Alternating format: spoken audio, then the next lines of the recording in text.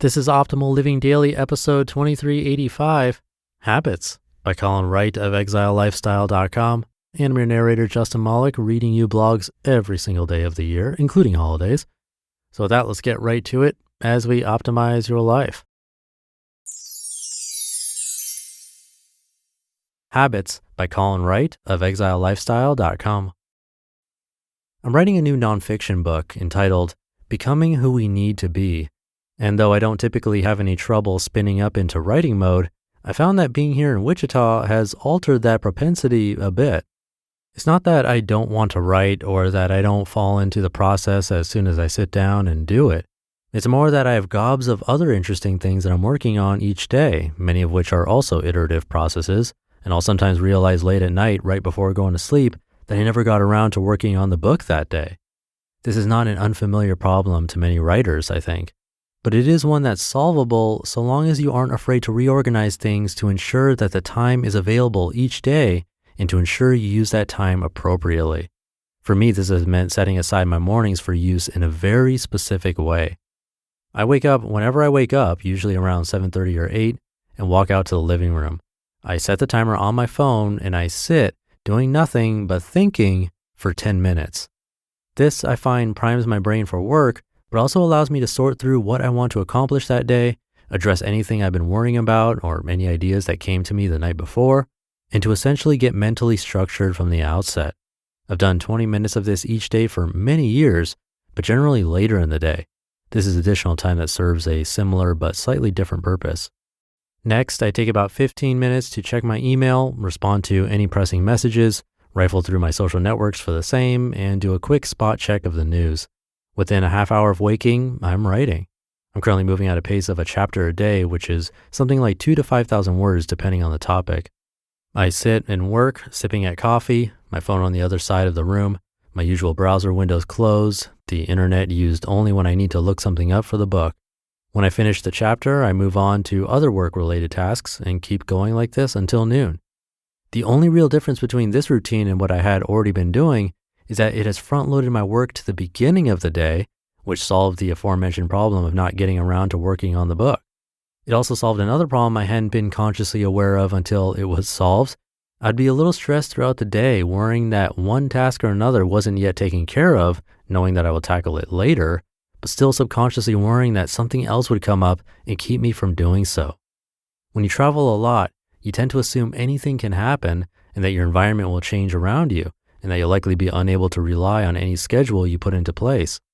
I don't think that habits and rituals are the be-all, end-all of personal development.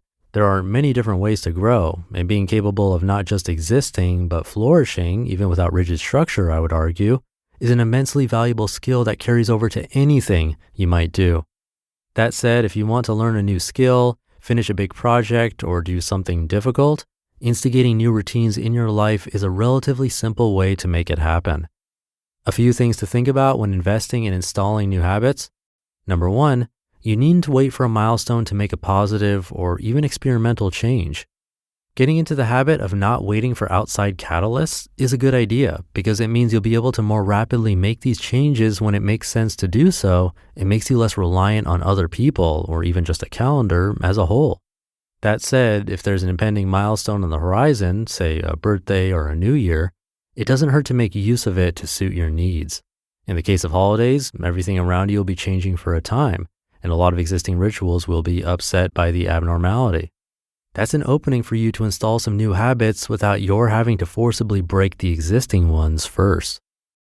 Number two, tethering new habits and rituals to old ones helps a whole lot, especially in the early days. I find that the biggest hurdle in, say, establishing a new routine of resetting things in my home so that I wake up to a full ice tray, no dirty dishes, and all the furniture where it belongs, is to attach my home reset habit to my brushing my teeth and taking out my contact lenses habit, which itself is attached to my nightly workout routine habit. You may still have to force yourself to perform that new task if it's something that seems cumbersome or unpleasant in the moment, but this tethering at least makes it less likely that you'll just outright forget to do it. And until you've successfully done something a dozen times in a row, forgetting is likely. Number 3, set a date to check in and see if this habit you've established is worth continuing. This is a valuable thing to do for a few reasons. First, it makes the initial instigation of the habit a little easier because it doesn't feel mentally heavy, like a task you're adding to your life forever.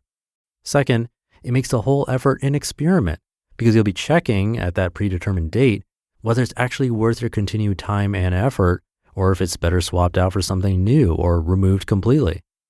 Third, it gives you a chance to upgrade the habit at a preset time if it's proving to be useful. I do this with my workout routine.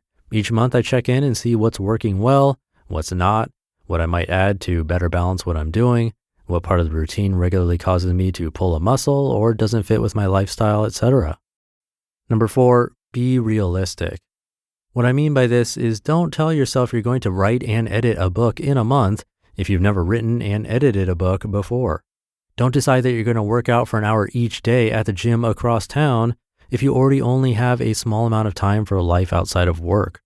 This isn't to say you couldn't accomplish either of those things if you wanted to, but it's common for people to set their sights cripplingly high in a moment of ambition only to feel crushed when they fail to live up to those unrealistic goals, which then causes them to set fewer goals as they assume they won't be able to reach them. Being realistic then means setting goals you know you can accomplish and then increasing them with time iteratively as it makes sense to do so. It also means aligning your goals with your lifestyle and situation. Maybe don't say you'll do an hour at the gym across town and instead say you'll do 15 minutes a night of body weight resistance exercises at home. And then maybe consider the full-on longer gym experience if you find it worthwhile to adjust your schedule to suit such ambitions later on. And number 5, pursue worthless things. A large number of the tasks I do for a living today at one time were just casual hobbies. A large number of the activities I do in my free time today are random skills I picked up on a whim and which now are immensely valuable for the happiness I derive from them. Don't relegate habit and ritual building to only money-making, productivity-enhancing facets of your life. Learn to play guitar or the djembe. Read more fiction and watch the Criterion Collection. Learn to cook, visit national monuments, set aside time to play board games each month. Ambition is wonderful. Be sure to apply some of it to metrics of success and happiness and fulfillment beyond those that are directly business related. Grow roundly, not in only one dimension. You just listened to the post titled Habits by Colin Wright of ExileLifestyle.com. And thank you to Colin. We talked about building habits recently on Thursday's episode, actually. That was episode 2382. And that included my own commentary about how I've been tethering exercise to my shower. That's more of a temporary thing so that I get used to doing some kind of exercise every day with the goal of being able to release that tether and actually wanting to get up and do a full workout. Or I could tether it to somewhere else. We all have to start somewhere. In any case, these are really great tips from Colin that we can use. Being realistic, checking in on the habit monthly, and having habits that aren't business related, it's all great stuff. If you can take even one of those points and implement it, it'll be a great help. Again, for more on this topic, you can check out Thursday's episode 2382. But I'll leave it there for today. Thank you for being here and listening every day, and I'll see you in just a sec, actually, with a bonus episode for the week, where your optimal life awaits.